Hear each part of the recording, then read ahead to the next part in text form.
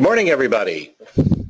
Thank you very much for attending Writing for Cybersecurity, one of our monthly webinars from Anitian.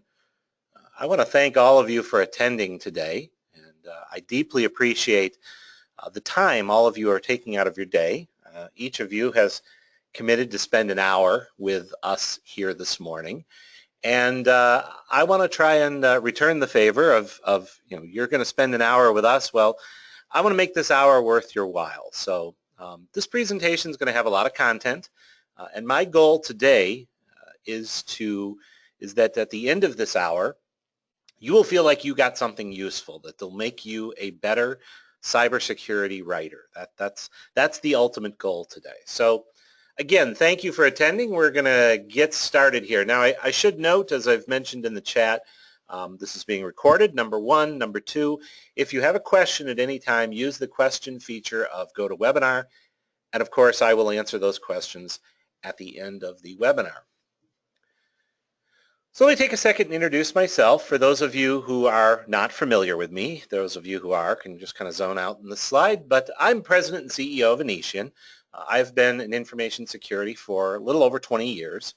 Started Anitian back in 1995 after working at Microsoft.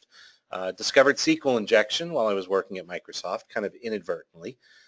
And it, of course, was that event that actually made me start Anitian, because when I showed my rudimentary SQL injection attack that I carried out to the developers at where I was working at Microsoft at the time, they were very dismissive of it. And ultimately, the reason they were dismissive is because I frankly failed to communicate the complexity and the threat that attack posed to the e-commerce site that I was working on. So communication is a critical element of information security. I think that's something we can all pretty much agree upon. And it is also, for me personally, part of the motivation for starting Anitian and doing what I do. Let me take a second and introduce you to Anitian. For those of you who aren't familiar with us as a company, Anitian is an information security intelligence firm. You see, at Anitian, we believe that security is essential to growth, innovation, and prosperity. If you look back over the history of humanity, you will see that civilizations that were successful had security as a fundamental component. You cannot grow, you cannot prosper, you cannot get better without security. If you want to look at it from the Maslow's hierarchy of needs sort of perspective, security is number 2 on the pyramid, right above physical needs like shelter. So security is an essential component to life, quite frankly. And because of that, we are on a mission at Anitian to build great security leaders. And this webinar is part of that. We want to make all of you better at what you do right now, make you better cybersecurity professionals and leaders. Anitian operates 4 primary practice areas, which you see represented here. We have a risk assessment practice, our Risk Now approach.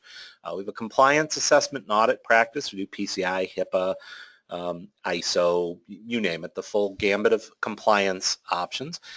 We have a full spectrum security testing, penetration testing, code review, web app testing, incident response, forensics.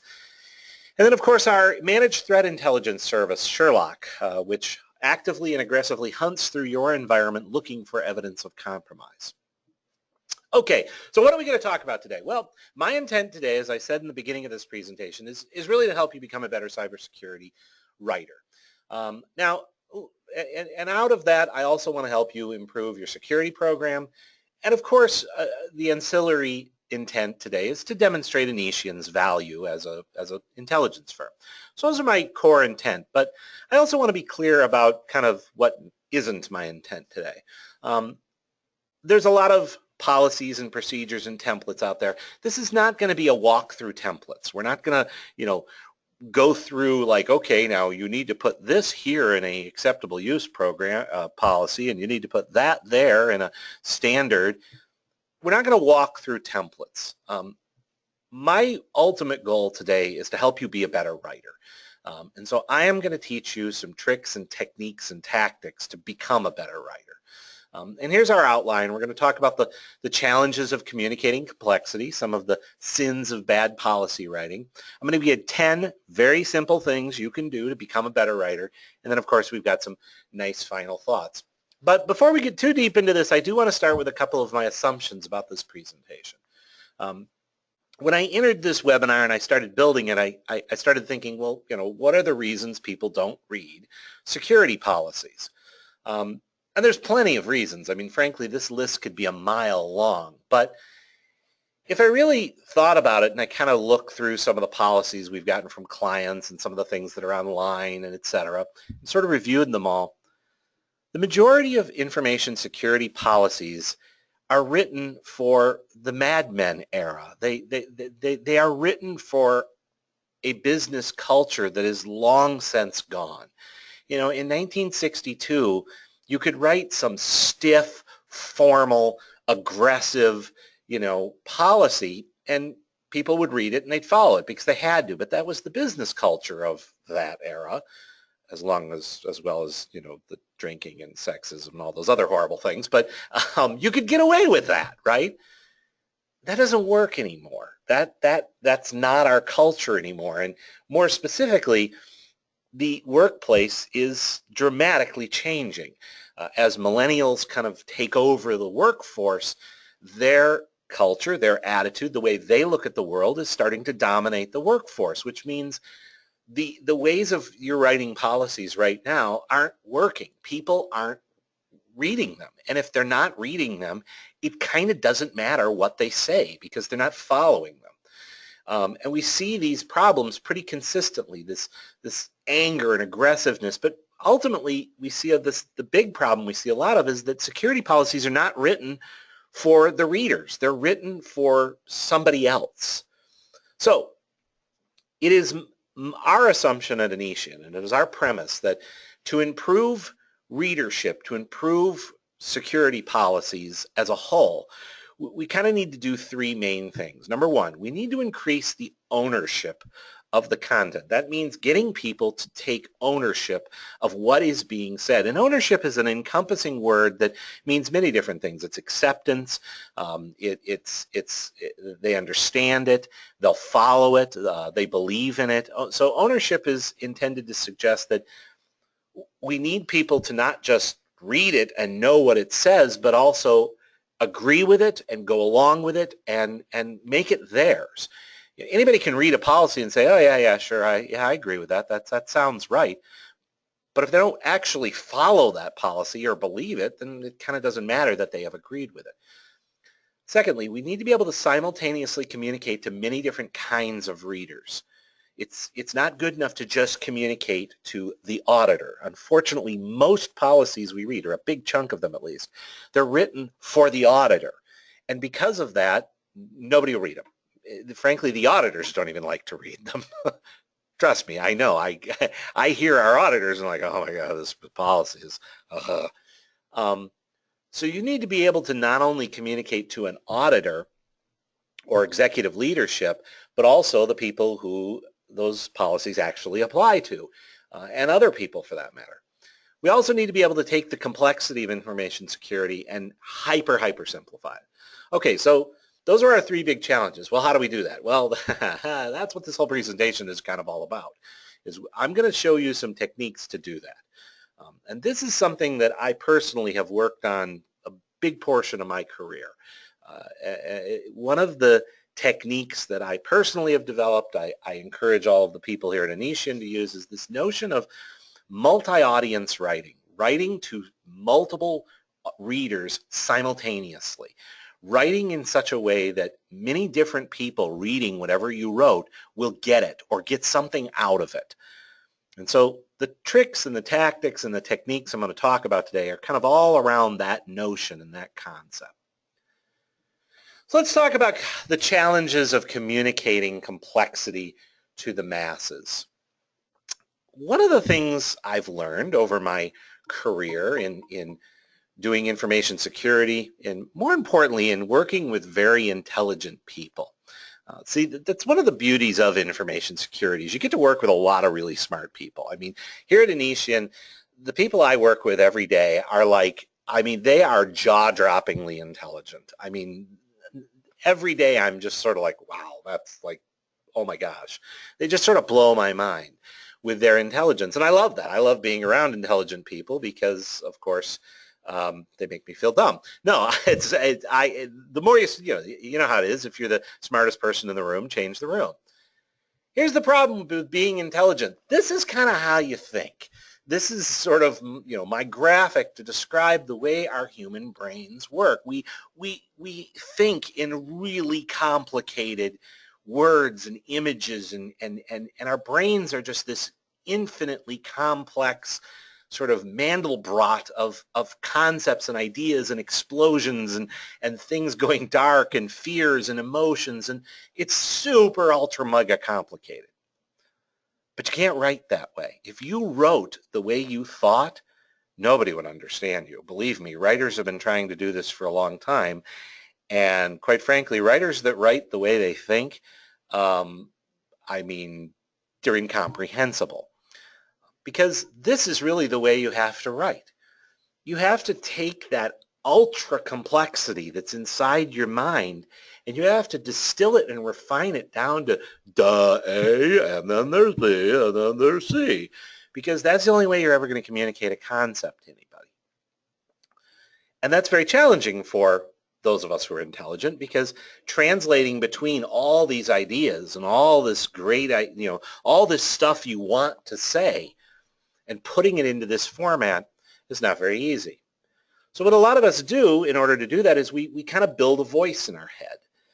And unfortunately, when it comes to information security, the voice that's in a lot of information security professionals' heads is this sort of despair of nobody listens to me, nobody hears me, I never get respect. And unfortunately, that voice in their head translates out into this kind of voice in their policies. A lot of the policies we read are full of anger and frustration and raving, and they just go on and on and on about, well, this doesn't work, and because management has clearly stated that our policies are blah blah blah blah blah blah. They're these lengthy, blathering, anger-filled, nonsensical kind of garbage, and unfortunately that feels good to you, the writer, to express. It's cathartic. You're like, I'm going to show them all. I'm going to write this policy, and I'm going to show them, and they're going to learn. But the way you come off is you sound like a jerk. Nobody wants to read that because it's about you. It isn't about what needs to get said or done. And because of that, this is what people hear. They don't read it. And they don't care. And they certainly don't take ownership of it. Now, here's the key lesson about writing and communication that we all need to really accept. I don't care how right you are. I don't care how ultra, mega, perfect your policy is written. I don't care if it aligns with every inconceivable internationally accepted framework of security policy controls ever invented in the history of mankind. If nobody reads your policy or they don't understand it, it doesn't matter. You've completely and totally and utterly failed as a communicator. It doesn't matter how right you are if people don't listen to you or people don't read it. You have to get people to read your policies, and you have to get them to understand them, and you have to get them to accept them, and then finally take ownership in them. And that means pretty much changing the way and the voice and the tone and the way you write them. Now, when you think about that, the voice you need is a little more like this guy, Morgan Freeman, right? And you're hearing now his voice in your head, aren't you? Or this guy, right? Gandalf, right? Or this guy. Only Nixon can go to Black Hat. The reason I showed these people is because I view them personally, maybe you don't, but I view these as kind of wise characters, knowing sort of entities, and that's the way you need to write. The wise kind of old wizard who knows all and doesn't have something to show off, right? The reason why we like those characters or we like those actors is because they're so effortless in how they do that. They come off and their language and their tone and what they say, they're not trying to impress anybody. And that's frankly why Spock is such a compelling character in Star Trek. Okay, so that all well and good, but what are we really talking about here? What do we really mean? Well, here's the thing. Great thing about humans is that the way we learn and the way we are persuaded is actually pretty simple and straightforward. There's really only three ways we take in information and learn as a person. It's either sound, auditory, visual, right, something you see, or doing, activity. If you're writing, could do all three of those, if you can use sound words, if people can hear what you're writing, if they can see what you're trying to say through diagrams and visuals and charts and tables, and if you use words that are action-oriented, do, now, install, scan, now they can feel that activity. And if you can do all three of those, people will hear you. They'll listen. They'll take it in.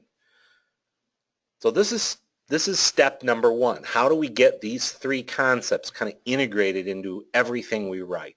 Sounds, visuals, and action-oriented words. Now the next part of this is now we've got people listening. We're using language that people will actually hear or see. Now we need to persuade them. Good thing. There's actually only three ways to persuade people. You learned this in college English or probably even high school English, right? All of us learned this. Logos, it's the logos, ethos, pathos principle of Greek rhetoric, right? Logic, ethics, and emotions. And if you can appeal to these three things, you'll persuade people. Logic is, of course, the weakest of all persuasive techniques, but it is the most valid. It's actually something we struggle with at Anitian because we embrace scientific methods of analysis because we believe that that is the most valid way to analyze complex things. But quite frankly, logic is not always that persuasive, particularly in our culture today. But logic is sort of the beginning of wisdom, as Spock would say. The next step would then to appeal to people's ethics. What is right and wrong? If you say something like protecting patient data is the right thing to do, well, there's not very many people who would disagree with that. And the people who would disagree with that, well, they're not your target audience, presumably. The challenge with ethics is it can sometimes come off sounding preachy to people. And if they don't agree with your ethics, then they're not going to agree with what you say. And then last, of course, we have emotions. Love, hate, fear, disgust, all those characters from Inside Out. It's strong, but it's illogical. Emotional appeals are kind of the biological weapon of rhetoric.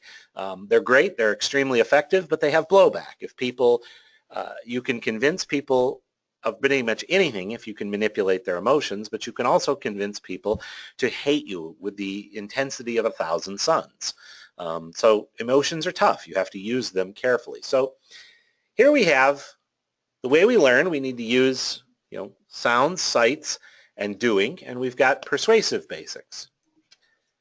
Now, who is responsible at the end of the day for effective communication here?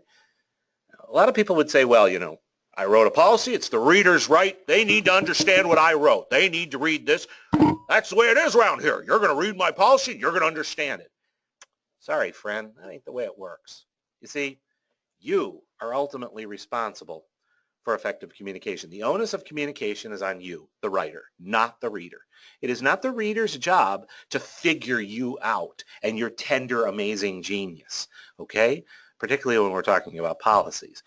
You want to write obscure concepts? Fine, write a novel, okay? When we're writing policies, your job is to get your point across to as many readers as possible.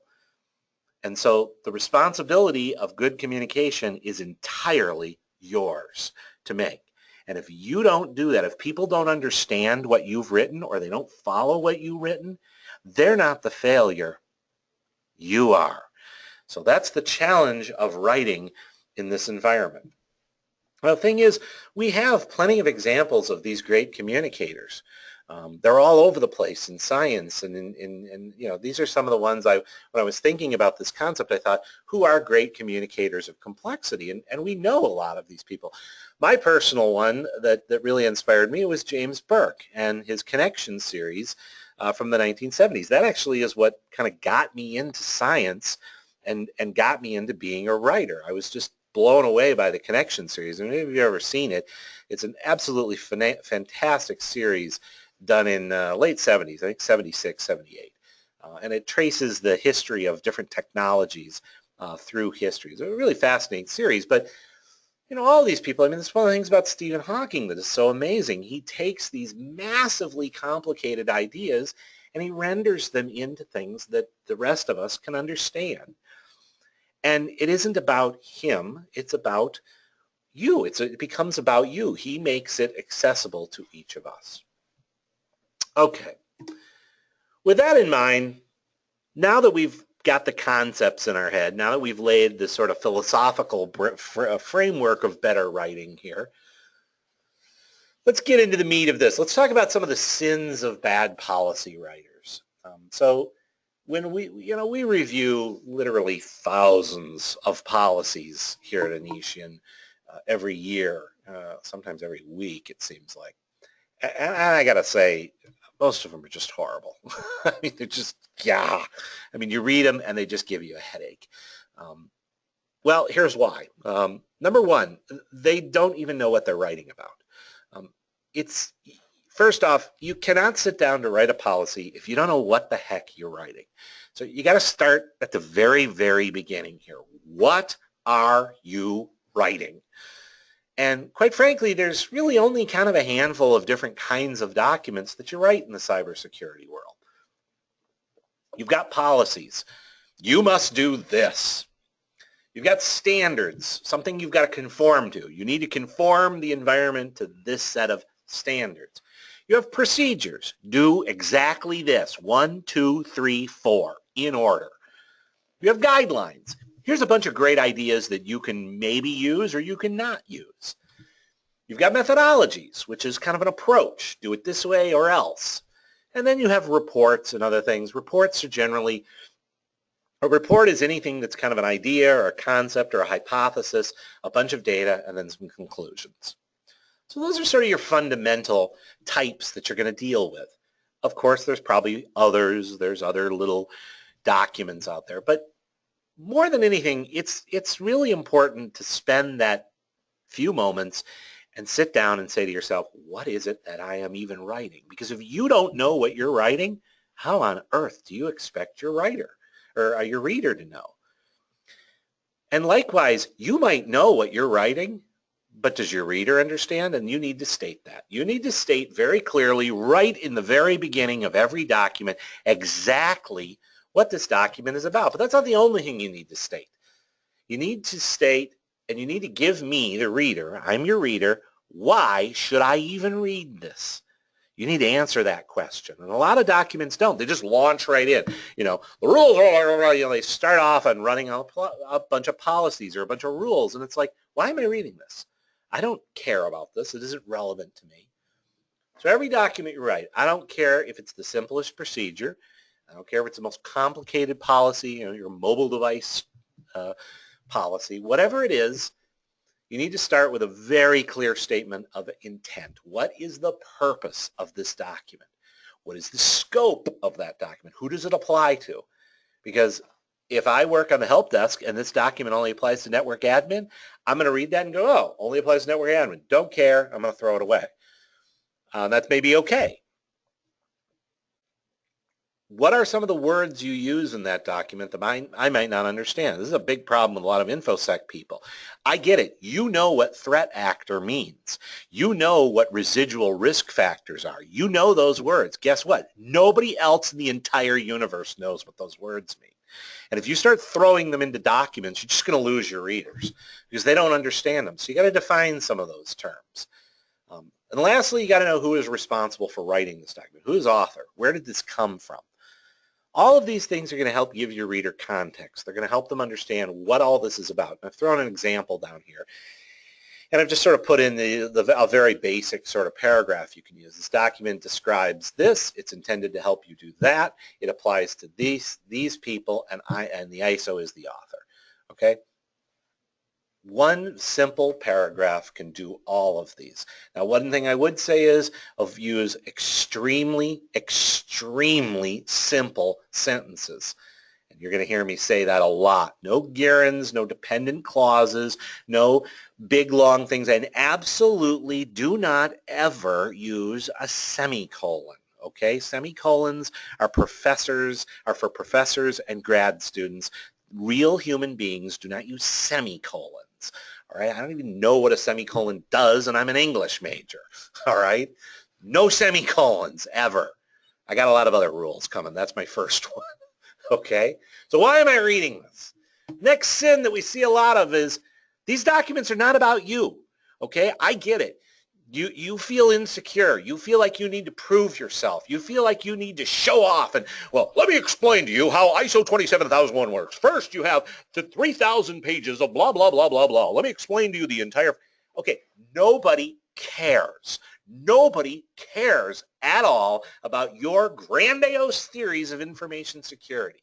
Okay, I get it. You feel like it makes you sound important and impressive, you know? But it doesn't. You know what it makes it sound like? It makes you sound like an idiot. It makes you sound like you don't know what you're talking about. And here's the weird thing, and this freaks people out. They'll write these big long things and they'll explain all the details of, you know, ISO or PCI or you know, key rotation theory or something like that.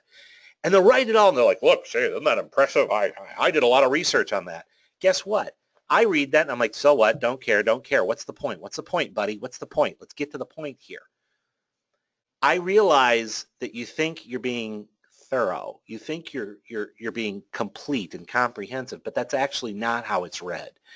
It's read that you're insecure, that you don't know what you're talking about, that you're trying to show off, and nobody likes to show off. So delete all the CYA text. Just be friendly, be conversational, just get to the point. All right? This just doesn't work, and it definitely doesn't work for policy writing. You know, when I edit policies that I get from clients, I mean, sometimes the first literally 3 pages is all this like reference material. And I just delete it all. And they're all like shocked, like, why? I don't get it. Why would you delete all this? And it's because nobody wants to read it. And if they're not going to read it, why even have it in there? Remember, this is about the reader. It's not about you. Second thing is you got to be a little more precise in the words you use, okay? People like to wander around points. You know, this example I gave, I sort of wrote that example, which incidentally, it's really hard to write bad examples. When I was doing this presentation, I really struggled with that. But my example is kind of like that. You know, it's like this policy is designed for a bunch of different people, and there's a committee and alignment and familiarize and response. But the thing that I really like is, you know, people will use these really emotional words. They'll throw in, you know, these words, and I have here, management has elected to oppress the expression of security control alignment. I'm not kidding. I actually read that in a policy doc a long time ago. And that's a good example of like, what seriously, what's wrong with you, buddy? Okay, oppress is an emotionally charged word. It sounds strange. It's imprecise. And it's also CYA. I mean, that's a sentence that commits a number of sins. You need to be very precise in what you're trying to say. You know, hone it right down. You know, you need mobile devices for your work. This policy outlines rules. The rules are intended to do this, and it ensures that we meet these regulations. Okay, precision in your wording. Say exactly what needs to be said so it can be very clearly understood, and don't say anything more than that. And quit kind of blathering around. Oh God, cliches. Oh, I hate cliches. I had a boss a long time ago, and I mean, this guy was like a cliche machine gun. I mean, he would just, I mean, meetings with him were like, they were like torture. I swear to God, I would have preferred to have been waterboarded, I think. He was just awful. And he, you know, ducks were in a row, and he was shifting paradigms and aligning into low-hanging, oh my God. Okay, so there really isn't much to say about this other than do not use cliches because it makes you sound like a complete idiot. I'm sorry, it just does. And I get it. There's a lot of cliches in our industry. I use them sometimes too, sometimes just to be funny. Sometimes they can have impact in the marketing realm. But oh my gosh, just please don't use them. Don't use them at all. Get them out of your environment. Get them out of your policies. Do I need to say anything more about this? Line up your ducks and start thinking outside of the box. You need to shift your paradigm here. Okay. Yeah. The Great Wall of Text. This kind of follows from the next one. So this is a big problem in today's world. People, particularly in information security, people write these really long things. And this kind of follows from the previous thing I said. Here's the thing. I got bad news for all of you. Nobody reads anymore. Okay. Blame it on Twitter. Blame it on Facebook. People just don't read. And you can say, well, this is an erosion of our culture and society. Whatever. Hey, I'm not a sociologist here. We could sit here and argue about the erosion of the culture and the society and blah, blah, and blah, blah, blah. The country's going to this, that, whatever. People aren't going to read. Okay, so if they're not going to read, you're not going to change the entire culture of the entire country through your policy. So you got to kind of accept reality, and reality is that you write a wall of text like this. I don't care how smart you think you are. Nobody's going to read it. They're not going to read it. Less is more. This is a great principle. This is a principle a writing teacher taught me in college, and man, was she right. Just you need to cut pretty much everything you write down by like 90%. All of this blather, all of this text, it really just shows weakness. It comes off, again, like you kind of don't know what you're talking about. Lastly, the big bad sin of the world today is the dreaded third person. Now, this is controversial, and I know a few of you you're gonna get offended by this, but when you write in the third person, that's the them, right? Employees, they are required. Individuals will be audited. That's the third person. You're writing about somebody else. You know how that's read? That's read as if it's somebody else. You write a policy that says employees must, there's a big difference between employees must wash their hands. Okay, well, I'm not an employee. That seems optional. Like, okay, well, yeah, employees should do that, but I'm special. I don't need to do that. Versus you must wash your hands. Oh, well, all right, I guess I better wash my hands, right? They have a very different impact. The minute you use the third person, the reader also puts whatever you've written in the third person in their head, which means it's no longer about the reader, it's about somebody else. Also, it's awkward to read. It feels right when you're writing it because a lot of us think, well, I have to write in this stiff business, individuals shall permit themselves to log in at the appropriate time, and that sounds sort of official. The problem is that the reader, it doesn't engage them. If you use the word you, if you write directly to the reader, if you address them specifically in whatever you're writing, they now become part of whatever it is you've written. You need to do this. You need to use complex passwords. You need to make sure these rules meet our policy. Now you've made the reader an integral part of whatever it is you have written. You need to follow these practices. Now, there's another reason why you should do this because good old millennials.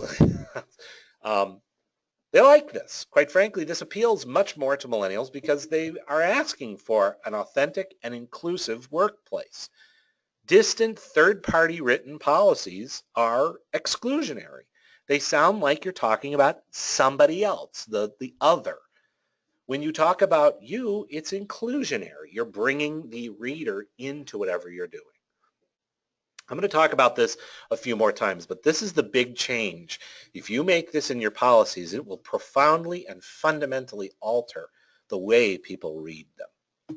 All right, so what are some basic 10 steps you can follow? Now, at this point, I've told you what doesn't work, and I've given you some ideas. We've talked about the way people learn. I want to leave you guys with 10 good ideas you can use right now to start becoming a better writer of policies, documents, and what have you. And I'm going to run through these pretty quickly, but these will all help you. Number one, the time is now, right now. Write everything as if it is happening at this exact very moment, right? Keep the past in the past and keep the future in the future. Remember, if you talk about the past, that sounds like it's already happened and I don't need to worry about it. And you've talked about something in the future, well, I don't need to worry about that either. That's coming. Employees will agree to the terms and conditions. Will? Oh, well, that'll happen sometime in the future. Don't need to worry about it now. Employees agree to, if you write it in the present tense, it doesn't sound optional anymore. Simple way to do this, use action words. Do, implement, install, apply, distribute, improve, scan, test, anywhere you can use a very action-sounding word, you'll immediately put things into the present tense. Present tense is infinitely easier to read on the reader. Implement the key rotation policy. Notify the project management. Those are action-oriented now words.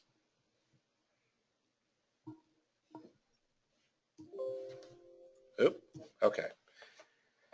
You need to go all in on what you write.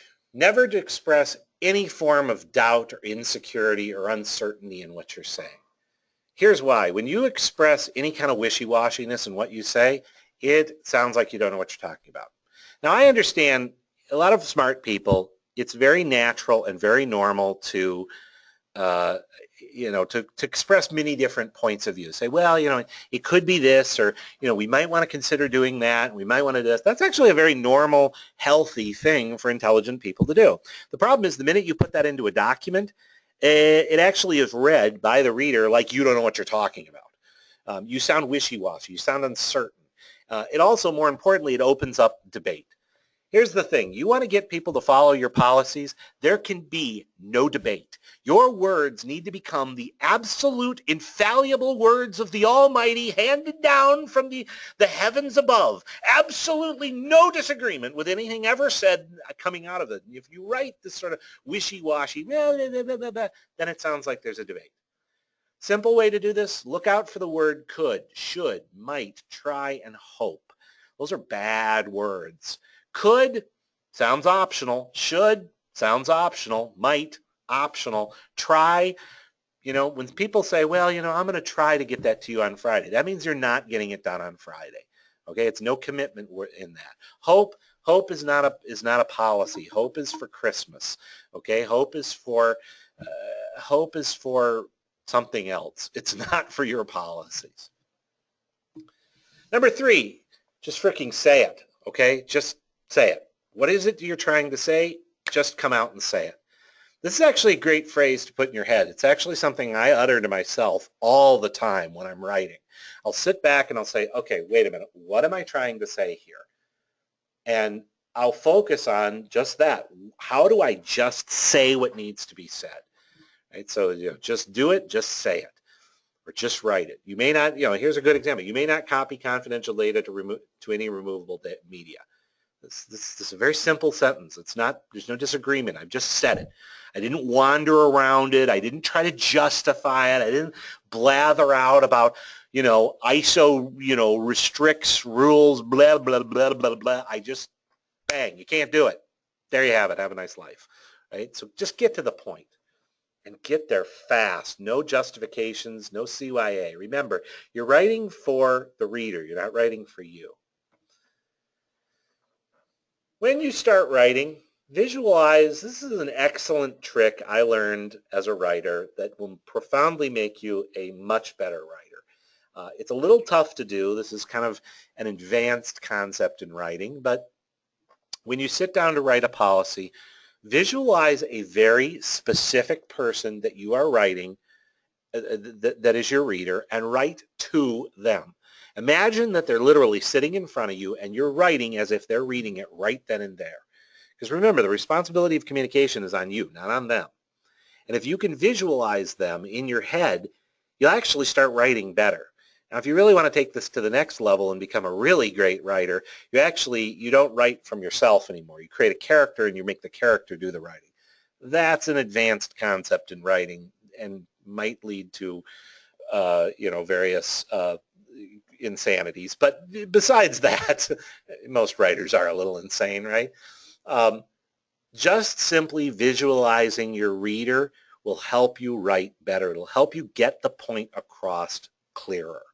So I've even suggested put a picture of who your reader is. If there's a particular person in your office, well, that sounds a little creepy. You might want to do that. You could draw a little drawing of them and stick it on your computer, okay? But visualize them. I've said this one before, and I don't think I need to say much because it says what it exactly needs to say, which is less is more. Just get to the point. Right way less, it definitely works.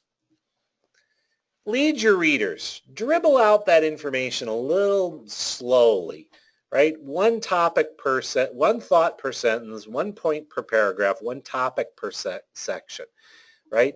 Don't just blast it all out in one paragraph, you know.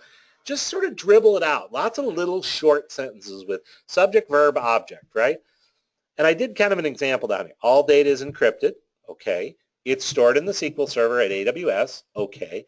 Access is restricted to developers only, okay. Bop, bop, bop, A, B, C. Leading them down that path toward this, that, and the other thing. Now, if you really want to get good at this and you really want to start leading things, try to put the most important concept of the sentence at the end of the sentence. It actually creates a natural suspense. That's one of those author tricks we learn, right? All data is encrypted. Oh, it is stored at the SQL server at AWS. Oh, okay. Access is restricted to developers only. I push the most important idea into the object position.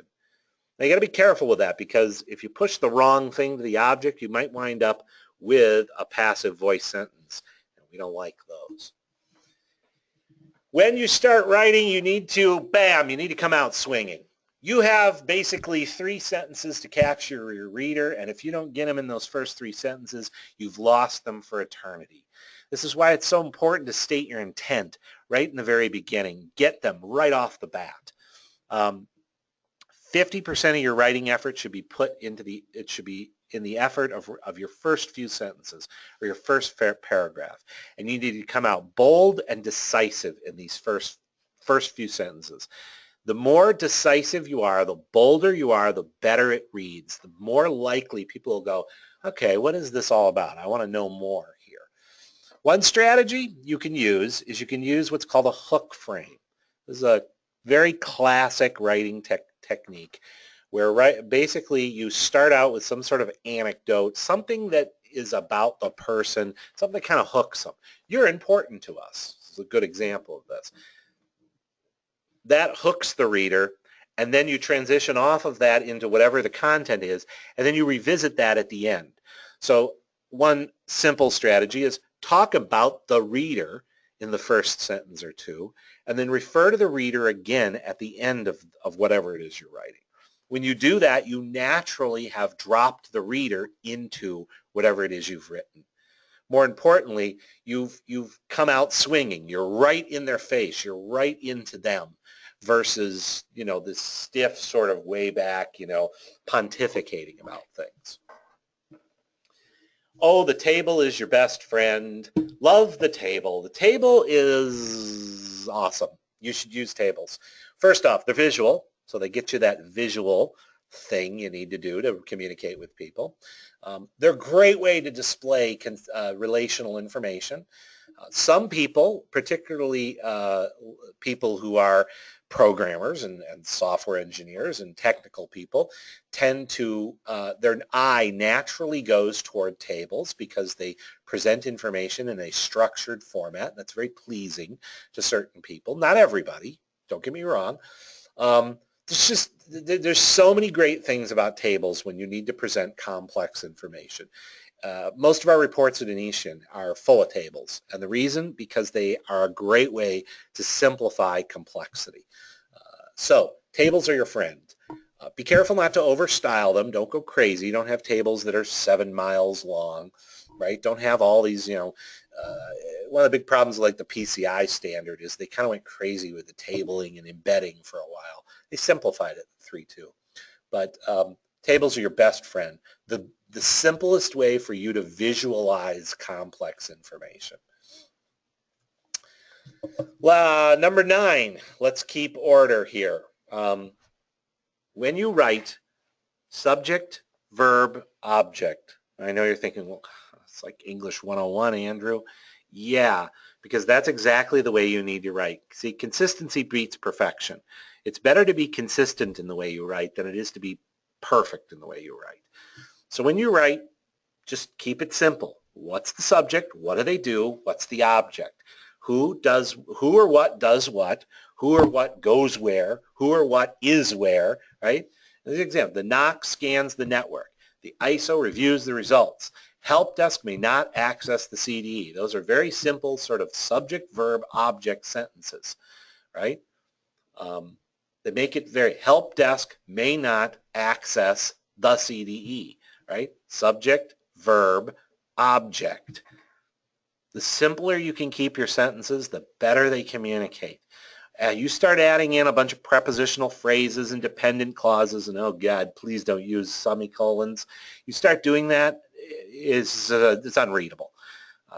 And this is the thing, a lot of consultants, when they come to work at Anitian, at some point I edit one of their documents and I do the untangling process because invariably intelligent people always write these big, complex sentences, right? Our director of professional services, I'm always on his case about this. They write these big, complex sentences with, multiple dependent clauses, and I'm always just chopping them apart. And they're like, but there's, it's all these little tiny choppy sentences. It feels wrong. And I'm like, right, it feels wrong to you, the author, but it feels a lot more right to the reader because it makes a lot more sense. It's easier to read.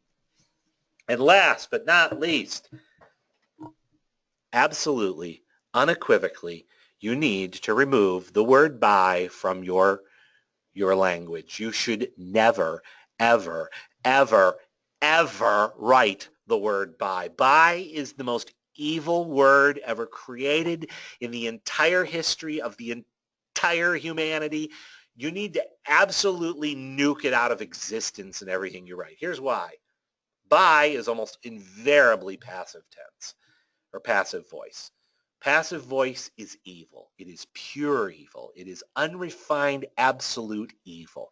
All passive voice needs to be completely eradicated from the face of the planet. It is a virus of worse than 1,000 Ebolas. It is the most horrible thing ever invented. I've got some passionate feelings about passive voice here now, don't I? The problem is that passive voice communicates extremely poorly. And unfortunately, a lot of intelligent people write in passive voice. A lot of policies are written in passive voice because, again, it sounds formal and official. The committee by which appropriate blah, blah, blah. No buys. Simplest thing you can do to improve your writing when you're done with your policy, use the search feature, look for every instance of the word by, completely rewrite the sentence to not use it.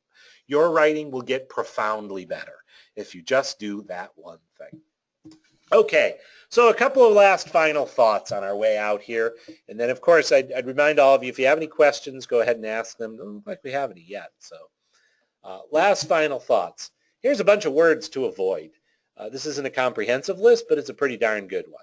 Meaningless adjectives, nice, good, best, really, come on. Anything that expresses weak hope, should, could, maybe, try. Touchy-feely words, think, feel, embrace, interface, touch.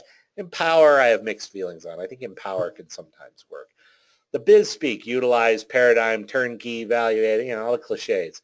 Useless words, just like, really, utilize, actually, literally, basically, kind of. Terrible words. Get them out of there. And lastly, the who cares words. In my opinion, don't care. It has been said, don't care. We all know, don't care. Guru is another one. Gurus don't care. Common sense. Oh gosh, common sense. I don't know how many times I've read policies where they say common sense clearly dictates. Nobody gives a rip about common sense. Here's the thing. The minute you start talking about common sense, you clearly have no common sense. Weird how that works. Use a consistent structure in your policies. Now this is an example one. I'm not saying this is perfect. You can fit this to whatever you need, of course, but this is a basic structure for a policy, standard, and procedure that you will notice basically every one of them is almost identical, right? Purpose, purpose, purpose, premise, premise, premise, definition, scope, standards, policy, standards, procedures. Really only one section changes. The beauty of this, if you use the standard structure for each of your documents, it becomes just that much more pleasing to people. The consistency becomes more readable. People know what to expect. More importantly, they know what to go looking for. If I pull up a standard and all I really care about is the exceptions, I know exactly where to go because all documents have an exception section, and I know that's section 6. This is a good way to communicate to many different audiences. Consistent use of a structure across all of your documents. Likewise, consistent use of styles. A consistent look and feel can go a long way to getting people to listen and read. This is an example of a policy from our company, right? A code of conduct policy. Again, style it gently. Got a table here, nice blues. We like blues here in Anitian, right? Consistency across the styles and the structure really will help in your communication. It's important to remember that great policy documents are not perfect. They're consistent. They're not comprehensive and full of theories. They're concise. They say only what needs to be said. They are never uncertain. They're decisive. They're absolute and precise. They're not about the auditor. They're realistic. They reflect your business.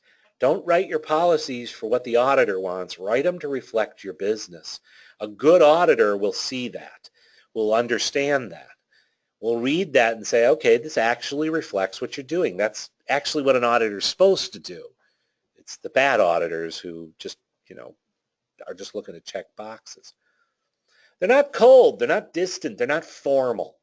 They use the second person and they're friendly. They address the reader directly. They're not conflicted. They aren't full of a bunch of anger and frustration and insecurity. It's not your outlet for expressing your rage and unhappiness with your management. If you're using your policies to do that, quit your job. Go get a better job somewhere else. Seriously. Okay? It is your outlet to be heard and to help people. And remember, they're not about you. They're written for the reader. And here's the thing about great writing. Great writing will get you what you want. The thing about writing that is unique and is special is that it is an imprint on time. Great writing is the imprint of a great mind on space-time. Sort of a heady thought, but it's real. When you write something great, when you write a great policy, when you write a great report, when you write something inspiring, when you write something that people can believe in, that will carry on through time. It doesn't exist in one place for only a few moments. That is, frankly, the problem with things like Facebook and Twitter is that they're so ethereal. Great writing is not ethereal. It lives on. It continues to inspire and teach and educate and engage people long after maybe you've moved on. And more importantly, it is the ultimate expression of your intelligence, of your abilities, of your capability. When you can write and communicate and reach people, you'll get the things you want in life. You'll get the promotion.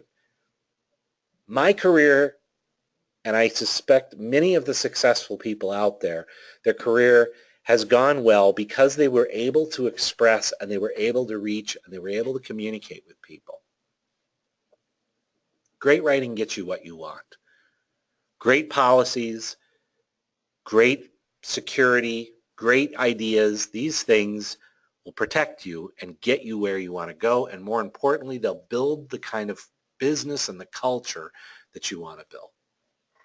Okay, so that's it for my presentation today. First off, I want to thank all of you for attending. We've got a few minutes left. Does anybody have any questions at this point? And again, you can use the question feature of GoToMeeting. Looks like we do have a few questions here. I'm going to pop it. Oh, actually, we have quite a few. Yeesh. Wow. Okay, so let's see. What do we got here? Question one. Many of the situations you've given as never do cases are required to meet lawsuit standards. Auditors frequently throw out my attempts to be informal and friendly. How do you propose blending what you've presented, what the reader wants, with what is required? Yeah, I don't get along real well with lawyers. That's probably not a mystery here. Here's the thing. The question is, do you want to be audited correctly, or do you want to actually communicate with your readers? Who is the reader of this document? Is it a lawyer, or is it a actual person in your company? Again, these concepts actually apply to exactly what you're talking about. It's just remembering who your reader is. If the reader is the lawyer, well then fine, write it for the lawyer at that point. Maybe some of these principles don't entirely apply. But the truth is that the reason lawyers and auditors are sniffing around, snooping and poking is probably because the people aren't doing what they need to be doing. You build a culture, you build an organization where people follow policies, where they naturally are engaged. Well, it's going to be hard for lawyers and auditors to argue with that. Nothing speaks louder than success. And nothing speaks louder than people who are engaged and will work and do and follow those policies. So I think the principles still apply. I understand your point, and it's a very reasonable point to be said. So that's actually an excellent question. Let's see. How to deal with the bad auditors? Fire them. Where can we get a copy of the presentation? We'll put it up on our slide share, of course. My company has multiple regulations for every single process. How can we write a policy so the reader can understand each one of them without being 100 pages? Again, less is more. You'd be surprised that being thorough is not a factor of writing thousands and thousands of pages of material. It's writing it precisely. It's getting the precise words, communicating what needs to be communicated. And I'm not going to say that's easy. That is a challenge, and you need to practice that. And the idea is some of the concepts I've presented to you today will help you do that. Multiple regulations sometimes do mandate multiple different documents. That's okay. You can write 2 and 3 different documents and suit them for, again, different readers. The point of all of this is not to write one document necessarily that fills every conceivable possible thing, but to write one document that appeals to the maximum number of readers possible. And sometimes that may only be one. So I don't know if that's a cop-out answer to that, but that was also a good question. Okay, let's see. Next question. Will I get the slides? Absolutely, you'll get the slides. Do you find it's better to have one policy that covers a lot of topics, email encryption, password use, or separate policy for each topic? Absolutely separate policies.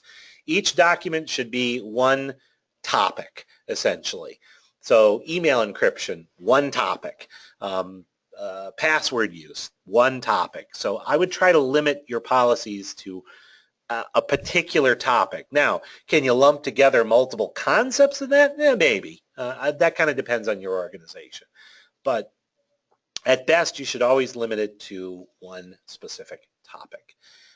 Okay, I think that's it for our questions. Did I miss anybody?